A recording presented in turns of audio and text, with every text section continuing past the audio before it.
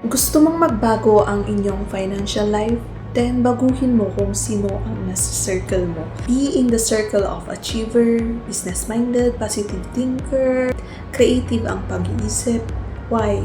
Because kung nasa circle ka nila, marami ka pong matutunan. Kahit nga lang nakikinig ka po sa kanilang mga experiences and kanilang mga sinishare sa'yo, marami pong lesson ang pwede mong matutunan po sa kanila. So, I experienced that kasi ako, hindi po ka-age ko minsan yung mga kasakasama ko. Ang laging nasa circle ko, mas matanda po sa akin, mas experienceado. So, I'm so thankful to their lives. And hindi ko man babanggitin ang kanilang mga pangalan dito, but I will be always thankful po sa kanila dahil marami po akong natutunan in life and even in financial life, especially also in spiritual life.